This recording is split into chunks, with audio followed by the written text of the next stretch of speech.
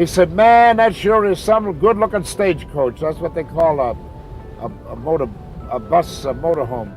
Ernest Borgnine kept a secret for decades, one that Hollywood insiders whispered about, but no one dared to fully expose. For 60 years, he remained tight-lipped about his co-star, who made his life a living nightmare on set. But now, shocking details are coming to light. Violent outbursts, sabotaged scenes, and even a coffee-throwing incident that resulted in second-degree burns. But the most explosive revelation wasn't just professional, it was deeply personal. Today, the truth about Hollywood's most dangerous feud is finally unraveling, and it's as dramatic as anything you'll find in the movies. But this isn't just about bitterness. It's about a journey through incredible highs and crushing lows that shaped a legend. Born in 1917, Ernest Borgnine's path to Hollywood stardom was anything but conventional. The son of Italian immigrants, he grew up in a world far removed from the glitz and glamour of the silver screen. At just 2 years old, his life took a dramatic turn when his parents separated, and he was whisked away to Italy. For 5 years, Borgnine immersed himself in a foreign culture, speaking only Italian and living a completely different life. But just as he was beginning to grow roots, his parents reconciled, bringing him back to the United States in 1923. The family name was shortened from Borgnino to Borgnine, a move that signaled their attempt to blend into American society. Borgnine's early years didn't suggest he was destined for Hollywood. In fact, he had no interest in acting at all. Sports were his passion, competing and enjoying the thrill of physical challenge. His high school yearbook didn't mention drama, and Hollywood seemed like a faraway dream, but life had other plans. In 1935, after high school, he enlisted in the U.S. Navy. His military service would shape him in ways he never imagined, preparing him for roles that would later define his career. Serving aboard destroyers and patrol yachts during World War II,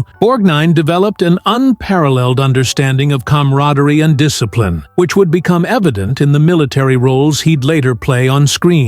In the midst of the war, Borgnine became a decorated war hero, earning honors for his bravery. Yet, it wasn't the Navy that would carve out his future. After his discharge, Borgnine took a leap into acting, encouraged by his mother, who recognized his forceful personality. With no experience, but a relentless drive, he enrolled at the Randall School of Drama and joined the Barter Theater, an unconventional start for a future star. The theater, founded during the Great Depression, paid actors in food rather than money, and Borgnine took whatever roles he could get, even scrubbing toilets and painting sets when not on stage. But then came the breakthrough, his big moment. Borgnine landed a role in Tennessee Williams's The Glass Menagerie. While he thought he was terrible, the audience disagreed, and his performance was a success. This moment launched him into Broadway, where he starred alongside James Stewart in Harvey, a role that would mark his entrance into the world of Hollywood. But despite the acclaim, casting directors weren't sure how to use him. He was too tough for comedy, but too comedic for drama. Yet, his next big break came when he was cast as Sergeant Fatso Judson in From Here to Eternity, 1953, a role that would change everything. Borgnine was tasked with playing a sadistic, cruel character, a stark contrast to his real-life persona. The intensity of the role affected not just Borgnine, but his co-stars, including Frank Sinatra, who famously refused to speak to him off-screen for weeks after a particularly brutal scene. Audiences, too, were disturbed by his portrayal of Judson, and some even sent him death threats, unable to separate the actor from the character. But that dark chapter would lead to his most significant career achievement, Marty, 1955. Borgnine's portrayal of the lovable, ordinary butcher searching for love won him the Academy Award for Best Actor, a stunning achievement for the then 38-year-old actor. His win marked a turning point, demonstrating that success didn't need big budgets or famous stars, just genuine talent. Borgnine's success didn't stop there. He continued to defy expectations, tackling diverse roles that took him from the intense action of The Dirty Dozen,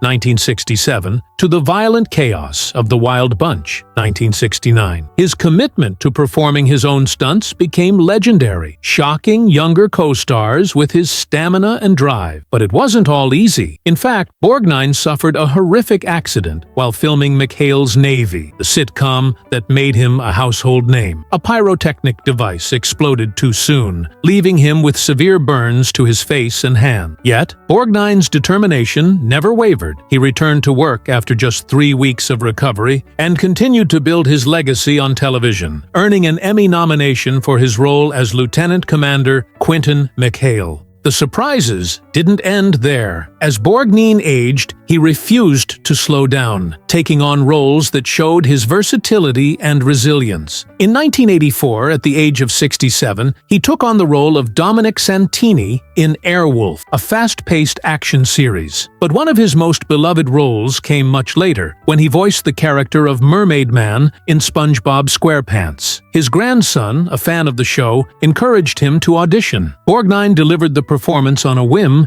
and the role became iconic, cementing his place in the hearts of a new generation of fans. Ernest Borgnine, Hollywood legend, had a life full of highs and lows that made headlines, but it was his personal journey that often overshadowed the drama on screen. And speaking of drama, let's talk about his turbulent marriage to Broadway's Ethel Merman. Could you imagine a honeymoon turning into a nightmare? That's exactly what happened. After their whirlwind romance and marriage, things quickly unraveled, with Merman throwing a diamond ring into a koi pond during a heated argument. This explosive breakdown made headlines, and Merman's silence afterward spoke volumes. She even released an autobiography, but the chapter about Borgnine? It was blank. No words, just silence, which Borgnine admitted stung more than anything she could have written. It's a far cry from the man who had a long career built on transformative roles. After Merman, Borgnine found stability with Tove Trevis, a Norwegian businesswoman who, in his words, gave him the strength to keep going. Their nearly 4-decade-long relationship was a testament to how life can sometimes surprise you with the right person at the right time. The love they shared was enduring, and in his last interview, just weeks before his death, Borgnine credited her as the reason he kept pushing forward. But let's not forget the drama behind the scenes with his co-stars. If you've ever seen The Poseidon Adventure, you know the tension between Borgnine and Shelley Winters was palpable. Winters, a woman of strong opinions, was relentless on set, often rewriting her character's lines and demanding more from the script. Borgnine admitted their working relationship was exhausting, but the results spoke for themselves. Winters earned an Academy Award nomination, and Borgnine later said that her instinct for her character was something he had to respect, even if it drove him crazy at the time. And then there was Spencer Tracy, Borgnine's idol, whose presence on set in Bad Day at Black Rock was both intimidating and inspiring. The dynamic between the seasoned Tracy and the eager Borgnine was electrifying. Borgnine, still carving his path in Hollywood, couldn't help but feel the weight of working alongside an acting legend. One scene in particular, where Tracy flipped Borgnine's character with one arm, left a lasting impact. Tracy's understated brilliance, along with the tension and exhaustion on set, created a performance that felt raw, real, and unforgettable. Borgnine later admitted that the struggle on set, especially during that intense fight scene, earned him Tracy's respect and eventually led to Borgnine winning the role that would define his career, Marty, which earned him an Oscar in 1955. But let's pause and consider the chaos of Johnny Guitar. It was here that Borgnine found himself stuck in the middle of one of Hollywood's most explosive feuds, Joan Crawford and Mercedes McCambridge. What started as a clash of egos turned into full-on warfare, with Crawford tossing McCambridge's costumes onto the highway and even a fight breaking out on set. Borgnine, caught in the crossfire, witnessed a side of Hollywood he'd never forget. He remembered Crawford as a ticking time bomb, brilliant but scary, as evidenced by the infamous coffee-throwing incident where a young assistant suffered second-degree burns. Behind the glitz and glamour, Borgnine's life was a series of unforgettable moments. He wasn't just a talented actor, he was a man who loved deeply, fought through personal and professional challenges, and always showed up for his craft. Whether it was a heart-wrenching marriage, the pressure of Hollywood's expectations, or navigating the drama of his co-stars, he lived a life filled with both chaos and beauty. And when you look at the legacy he left behind, one thing is clear. Ernest Borgnine's story was far from ordinary. And that's a wrap on Ernest Borgnine's incredible journey. Love, loss, legendary roles, and Hollywood drama. What a ride. If you enjoyed this wild ride through Hollywood history, don't forget to like, comment, and subscribe for more. Trust me, you won't want to miss what's coming next. Remember, it's not about avoiding chaos. It's about how you rise above it.